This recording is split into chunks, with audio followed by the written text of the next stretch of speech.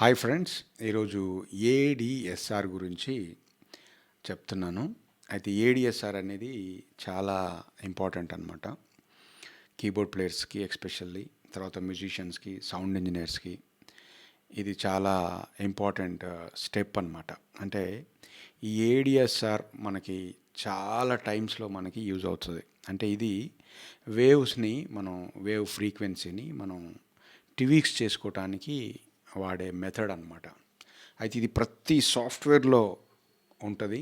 తర్వాత ప్రతి దగ్గర మనకి ఇది యూజ్ అవుతుంది. అది మీరు మాస్టరింగ్ చేసేటప్పుడు కావచ్చు, లేకపోతే వేవ్స్ని మీరు ఏదన్నా మాడిఫై చేసేటప్పుడు కావచ్చు, తర్వాత మీరు కీబోర్డ్ ప్లేయర్లు మీరు టోన్స్ని ఏదన్నా ట్వీక్స్ చేసుకోవాలనుకుంటే ఇది కంపల్సరీ తెలిసి ఉండాలన్నమాట. ముఖ్యంగా కీబోర్డ్ ప్లేయర్స్కి చాలామంది కొన్ని టోన్స్ నచ్చవు, తర్వాత టోన్స్ గురించి కంప్లైంట్ చేస్తూ ఉంటారు. నాకు ఆ టోన్ బాగాలేదు, ఈ టోన్ బాగాలేదు అని ఇట్లా కంప్లైంట్ చేస్తూ ఉంటారు. అయితే ఈ విషయాలు ఇప్పుడు నేను చెప్పే ఈ ఏడిఎస్ఆర్ గురించి తెలుసుకుంటే మీరే మీ టోన్ని చాలా అందంగా, చాలా నీట్గా మనం మాడిఫై చేసుకోవచ్చు అనమాట. టోన్ అనేది మనం మాడిఫై చేసుకున్న దాన్ని బట్టి దాని క్వాలిటీ అనేది మారుతుంది. అయితే మనం ఓన్లీ శాంపిల్స్ని తీసుకొని మనం యాజ్ ఇట్ ఈజ్గా దాన్ని అలాగే ఉంచి మనం చేసుకుంటే అంత మంచిగా అనిపించదు. ఇట్లాంటి ట్వీక్స్ అన్నీ తెలిస్తే ఇంకా దాన్ని మనం మంచి మంచి మాడిఫికేషన్స్ చేసుకోవచ్చు. ఒక్కోసారి మనకి నచ్చని టోన్స్ని కూడా మనం దాన్ని మార్చుకొని మనకు నచ్చే విధంగా ఆ టోన్ని మనం మలుచుకోవచ్చు అనమాట, మన అవసరాన్ని బట్టి. సరే, అసలు ఏడిఎస్ఆర్ అంటే ఏంటి, వాటి ఫుల్ ఫామ్ ఏంటి, వాటిని ఎలా వాడతారు, తర్వాత వాటిని యూజ్ చేసి టోన్స్ని ఎలా మాడిఫై చేసుకోవచ్చు అనేది నేను ఈ వీడియోలో చెప్తా ఉన్నాను. అయితే వినండి. అయితే ఇక్కడ మనం చూస్తే ఏడిఎస్ఆర్ ఎన్వలప్ అని మనకు ఒక ఇమేజ్ కనిపిస్తుంది. అయితే ఇక్కడ మనకి ఇది వేవ్ అనుకోండి, ఫర్ ఎగ్జాంపుల్, అంటే వేవ్ గ్రాఫ్ అనుకోండి. అది అయితే మామూలుగా ఒక వేవ్ శాంపిల్ని మనం తీసుకున్న తర్వాత దాన్ని మనం కీబోర్డ్లో ప్రెస్ చేసినప్పుడు, అంటే కీబోర్డ్ తోటి మనం కీస్కి అప్లై చేశాక మనం ప్రెస్ చేస్తాం. ఇలాగా ప్రెస్ చేసినప్పుడు ఆ వేవ్ అనేది అక్కడ నుంచి ప్లే అవుతుంది అనమాట. ప్రెస్ చేసిన దగ్గర నుంచి ప్లే అవుతుంది. అయితే ఈ ప్లే అయిన ఈ వేవ్ని మనం ఏం చేసుకోవచ్చు అంటే మాడిఫై చేసుకోవచ్చు. అంటే ఎంత త్వరగా మీరు కొట్టాక అది స్టార్ట్ అవ్వాలి, తర్వాత అది స్టార్ట్ అయిన తర్వాత అది సౌండ్ తగ్గాలా లేకపోతే అలాగే ఉండాలా, ఆ తగ్గిన సౌండ్ ఎంతవరకు సస్టైన్ అవ్వాలి, తర్వాత అది రిలీజ్ అవ్వాలి. అంటే రిలీజ్ అంటే వదిలేయటం. ఇప్పుడు మనం కీ ఇట్లా వదిలేస్తాం కదండి, దాన్ని రిలీజ్ అంటారు అనమాట. ఆ రిలీజ్ అనేది అక్కడ మనకి కనిపించే ఈ రిలీజ్ కొంచెం సేమ్ మీనింగ్కి మనకి యూజ్ అవుతాయి అన్నమాట. అంటే మనం కీబోర్డ్ ప్రెస్ చేసిన తర్వాత అటాక్ స్టార్ట్ అవుతుంది. తర్వాత అది మనం హోల్డ్ చేసి ఉన్నప్పుడే అది కొంచెం సౌండ్ తగ్గుతుంది, దాన్ని డికే అంటారు. ఆ తగ్గిన సౌండ్ సస్టైన్ అవుతుంది, ఆ సస్టైన్ అంటారు అనమాట దాన్ని. తర్వాత వదిలియక అది రిలీజ్ అయిపోవాలా, లేకపోతే వదిలిన తర్వాత కూడా మనకు అది కంటిన్యూ అవ్వాలా అనేది రిలీజ్ మీద ఆధారపడి ఉంటుంది అనమాట. అయితే ఇక్కడ మనం చూస్తే ఇక్కడ మనకి అటాక్ అనేది స్టార్ట్ అవుతుంది. అటాక్ అంటే మనకి వేవ్, మనం ఇట్లా కీబోర్డ్ నొక్కగానే అటాక్ స్టార్ట్ అవుతుంది అనమాట. కీబోర్డ్ ఇట్లా ప్రెస్ చేయగానే అటాక్ స్టార్ట్ అవుతుంది, ఇందాక నేను చూపించినట్టు. అయితే ఈ అటాక్ స్టార్ట్ అయిన దాన్ని మనం ఏమంటారు అంటే అటాక్ అంటారు. అంటే వేవ్ని అట్లాగే ఉంచి ప్లే అవ్వాలా, లేకపోతే వేవ్ని కొంచెం ఫేడ్ చేసి ప్లే అవ్వాలా అనేది అటాక్ అనమాట. అంటే అటాక్ అంటే ఫేడ్, మనం ఫేడ్ ఇన్ ఫేడ్ అవుట్ చేస్తాం కదా, అట్లాగా మనం అటాక్ని అనేది ఫేడ్ చేస్తాం అనమాట. అంటే కొట్టగానే మనకి ఎంత టయానికి అది స్టార్ట్ అవ్వాలి అనేది అటాక్ అనేది మనకి ఇక్కడ చూసిస్తుంది. ఒకవేళ మీకు అటాక్ అనేది 0 ఉందనుకోండి, వెంటనే స్టార్ట్ అయిపోద్ది అనమాట.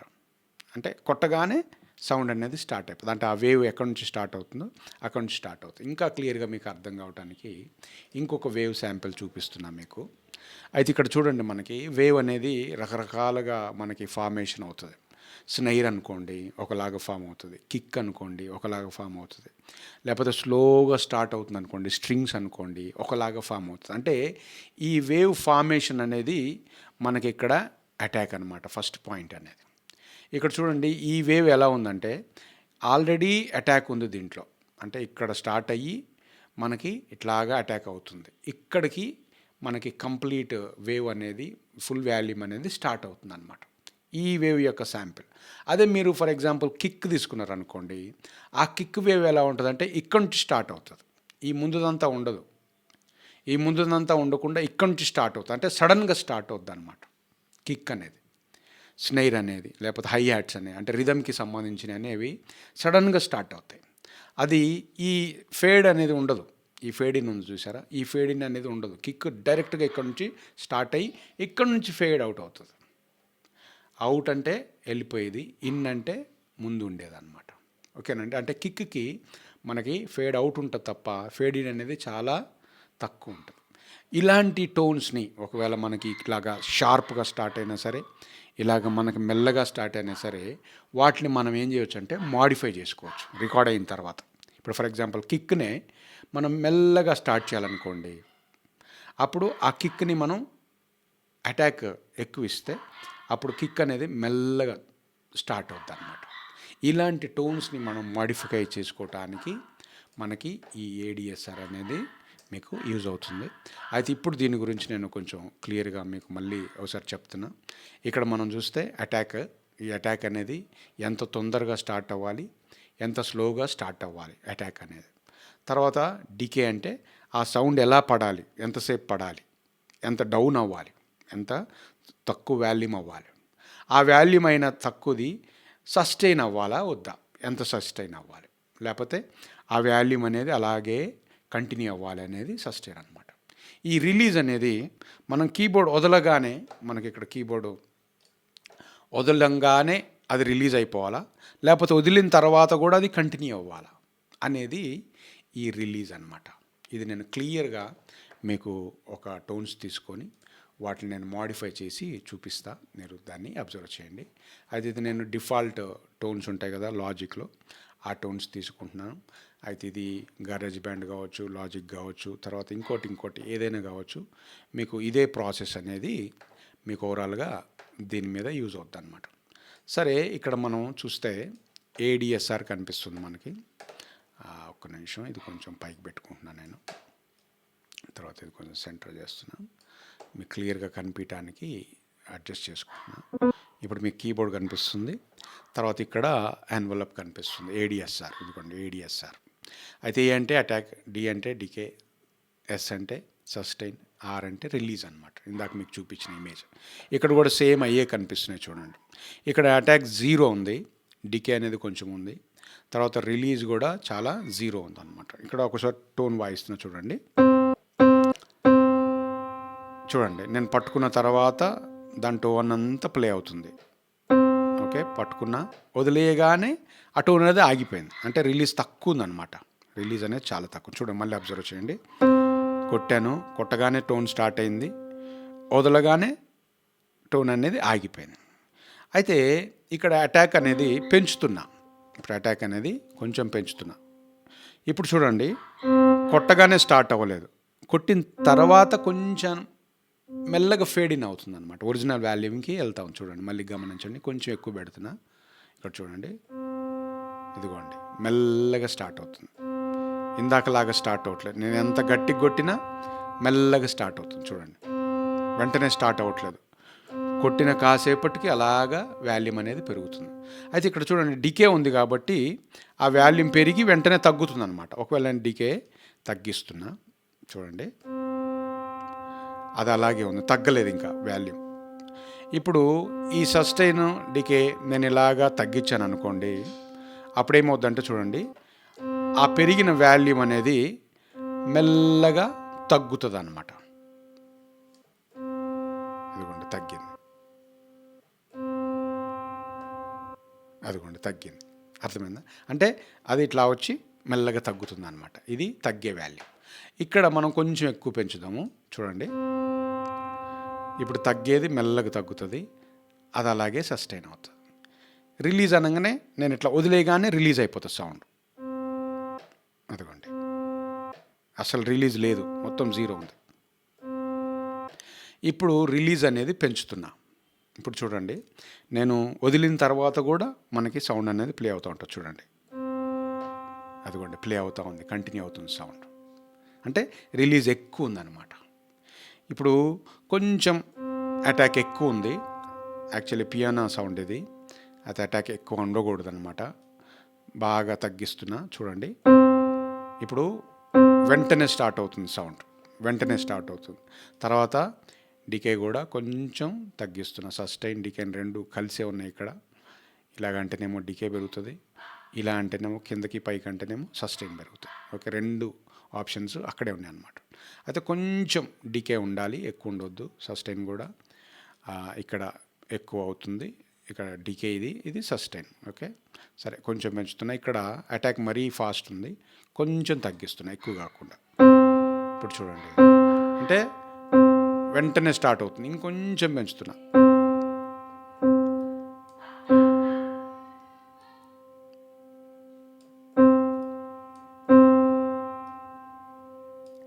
ఓకే, ఇప్పుడు చూడండి టోన్ మారిపోయింది చాలా.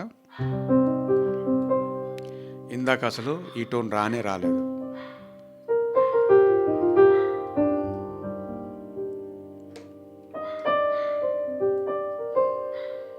అంటే నేను వదిలిన తర్వాత కూడా రిలీజ్ ఎక్కువ ఉంది కాబట్టి ప్లే అవుతూనే ఉంది. ఒకసారి నేను రిలీజ్ తగ్గిస్తున్నా చూడండి. ఇప్పుడు చూడండి ఎలా ప్లే అవుతుందో. చూడండి అసలు రిలీజ్ లేదు, నేను వదలగానే కట్ అయిపోతుంది సౌండ్. అది కూడా వదలగానే కట్ అయిపోతుంది, వదలగానే కట్ అయిపోతుంది. అదే రిలీజ్ కొంచెం ఎక్కువ పెట్టాను అనుకోండి, ఇప్పుడు చూడండి, ఇప్పుడు ఉంటుంది కాసేపు.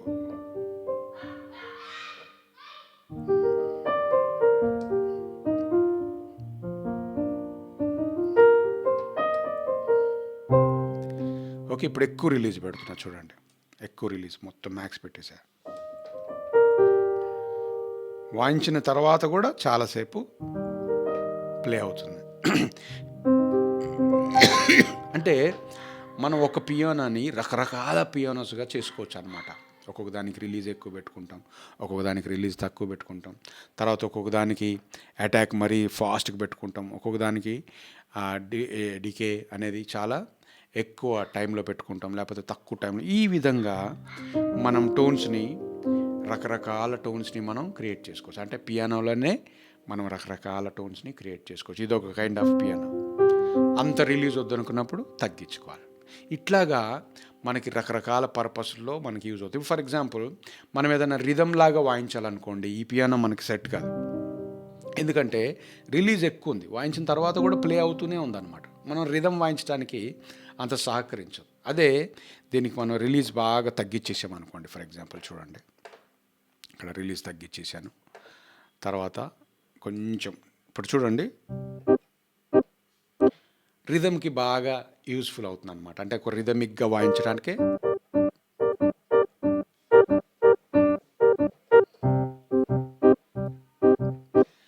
ఈ విధంగా, అంటే మనకి పర్పస్ని బట్టి రిథమిక్గా వాయించాలా, లేకపోతే బాగా సస్టైన్ ఉండాలా, లేకపోతే ఎక్కువ సస్టైన్ ఉండకూడదా, ఇట్లాంటివన్నీ మనం ఈ ఏడిఎస్ఆర్లో సెట్ చేసుకోవచ్చు.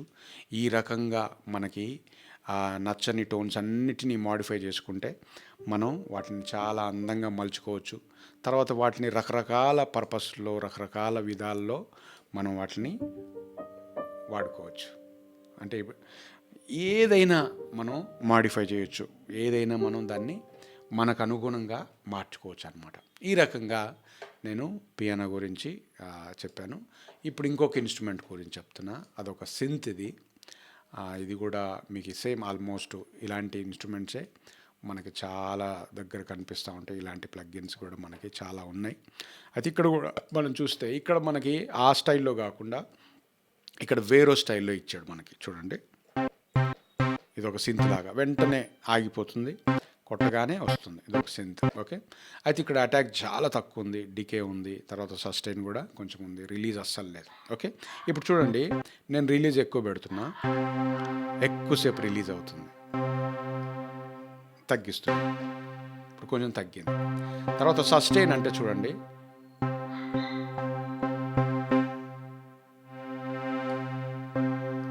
ఓకే,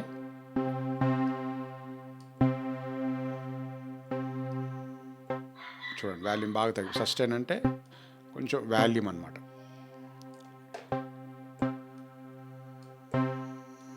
వాల్యూమ్ పెంచుతున్నాం అంటే ఒరిజినల్ వాల్యూమ్కి వెళ్ళిపోతుంది, మళ్ళీ పడిపోద్ది అనమాట. ఈ సస్టైన్ వల్ల కొంచెం తగ్గిస్తున్నా, ఒరిజినల్కి వాల్యూ వెళ్ళింది, తగ్గి అలా కంటిన్యూ అవుతుంది అనమాట. అయితే రిలీజ్ అనేది ఎక్కువ పెట్టేస్తున్నాను, తర్వాత అటాక్ అనేది బాగా ఎక్కువ చేస్తున్నా. చూడండి అదే టోన్ ఎలా అయిపోయిందో చూడండి. ఇందాకేమో చూడండి ఎలాంటి వాటికి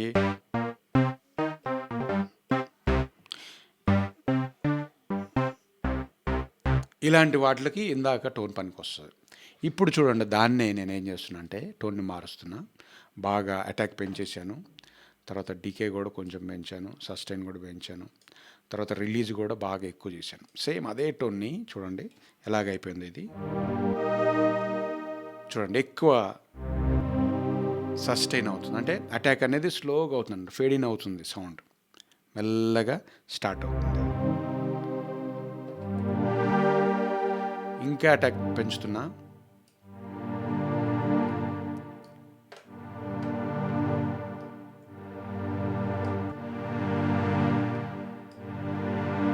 అంటే సడన్గా పడొద్దు, సౌండ్ పెరగాలి అనుకున్నప్పుడు డికే అనేది తగ్గించాను.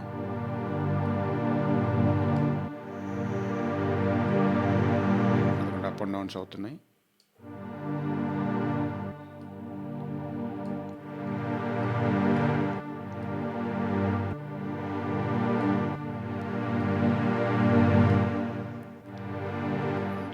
బాగా తగ్గిపోవాలి.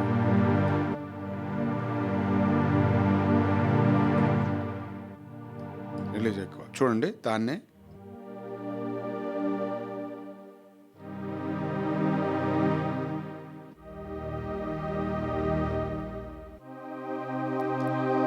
చూడండి ఆ టోన్నే మనం ఒక స్లో స్ట్రింగ్స్ లాగా చేసాం, అదే టోన్లో ఇందాక మనం వేరేలాగా వాడాం దాన్ని. అంటే ఈ విధంగా మనం రకరకాలుగా మనం ఇన్స్ట్రుమెంట్ని మార్చుకోవచ్చు అనమాట. ఇది చూడండి ఎంత మారిపోయిందో. అంటే మనం ఒక టోన్ని మనం దాన్ని స్లో స్ట్రింగ్స్ లాగా చేయొచ్చు, దాన్ని ఫాస్ట్ స్ట్రింగ్స్ లాగా చేయొచ్చు. తర్వాత మనం రిథమిక్గా వాయించాలంటే ఒక స్టైల్లో ఉండాలి, మనం లైట్గా ఏదో రివర్బ్ ఎక్కువ ఉండి హాల్ ఎక్కువ ఉండి ఇలా ఉండాలంటే వేరేలాగా ఉండాలి. చూడండి దీన్నే నేను రివర్బ్ ఇస్తున్నాను. అయితే రివర్బ్ డిలే అనేది వేరే లెసన్లో చెప్దామని అనుకున్నాను. అయితే టాపిక్ వచ్చింది కాబట్టి కొంచెం దాని గురించి కూడా మీకు చెప్తా. చూడండి ఇది డ్రై వాయిస్, అది దీనికి రివర్బ్ లేదు, డిలే లేదు, ఏం లేదు. Okay, dry voice. అయితే ఈ డ్రై వాయిస్కి నేనేం చేస్తున్నా అంటే ఇక్కడ ఎఫెక్ట్స్లోకి వచ్చి రివర్బ్ అనేది ఆన్ చేస్తున్నా. చూడండి దానికే రివర్బ్ ఆన్ అయింది. చూడండి ఇందాక టోన్కే నేనేం చేస్తున్నా అంటే సేమ్ ఇందాక టోన్కే ఇప్పుడు రివర్బ్ యాడ్ అయింది కాబట్టి ఇంకా బాగుంటుంది ఆ స్లో ఆ ప్యాడ్స్ లాంటి సౌండ్లో. చూడండి బాగా పెంచేసా. ఓకే, అటాక్ అనేది బాగా ఇప్పుడు చూడండి అదే టోన్ ఎంత బాగుంటుందో.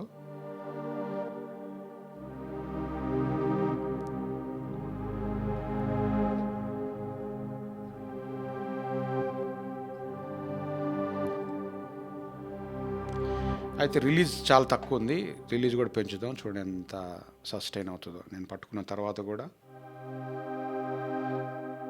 అది ప్లే అవుతూనే ఉంటుంది.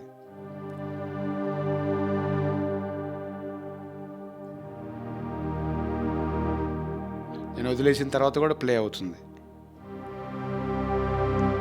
అంటే రిలీజ్ ఎక్కువ ఉందన్నమాట. అంటే నేను వదిలేసిన తర్వాత కూడా ఆ టోన్ అనేది కంటిన్యూ అయిపోతూ ఉంది.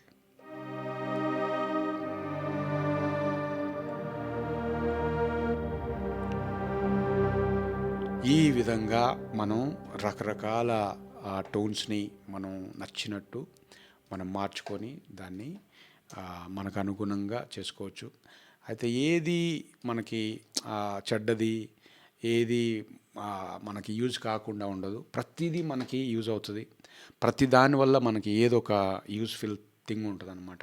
అందుకని వేవ్ శాంపిల్స్ అనేవి మనం ఎన్ని అయినా తీసుకోవచ్చు, వాటిలన్నిటినైనా మనం నచ్చినట్టుగా మలుచుకొని మనం వాడుకోవచ్చు. చాలామంది ఏం చేస్తారంటే ప్రొఫెషనల్ కంపోజర్స్ ఏం చేస్తారంటే వాళ్ళు ఓన్గానే టోన్స్ క్రియేట్ చేసుకుంటారు, ఉన్న వాటిని వాడరు. ఎందుకంటే ఆ ఉన్న టోన్ ఆల్రెడీ తెలిసిపోతుంది, పలాన్ని వాడారు, పలాంది అక్కడ విన్నా ఇక్కడ ఉన్నా అని తెలిసిపోతుంది. ఎప్పుడైతే మనం ఓన్గా శాంపిల్స్ తీసుకొని మనం ఓన్గా మనం ఇట్లాంటి మాడిఫికేషన్స్ చేసి మనం టోన్స్ చేసుకుంటే చాలా యూనిక్గా ఉంటాయి. తర్వాత చాలా కొత్తగా ఉంటాయి. వినే వాళ్ళకి వావ్! ఇదేదో కొత్తగా ఉంది సౌండు అనే సెన్స్ వస్తది. ఒక కంపోజరు, తర్వాత ఒక మ్యూజిక్ క్రియేటరు కావాలనుకున్న వాళ్ళు కంపల్సరీ ఇది నేర్చుకోవాలి. ఇది నేర్చుకుంటే మీకు చాలా మంచి ఆప్షన్స్ మీకు మ్యూజిక్‌లో ఉంటాయి. అయితే ఇట్లాంటి వీడియోస్ నేను చాలా చేస్తాను. మీరు కామెంట్స్ చేయండి. మీకేదైనా డౌట్స్ ఉన్నా, లేకపోతే నాకేదైనా సజెస్ట్ చేయాలనుకున్నా మీరు నాకు కామెంట్స్ చేయండి. నేను దాన్ని చూసి, దాన్ని బేస్ చేసుకొని నేను ఫ్యూచర్‌లో వీడియోస్ చేస్తాను. Thank you so much. Bye.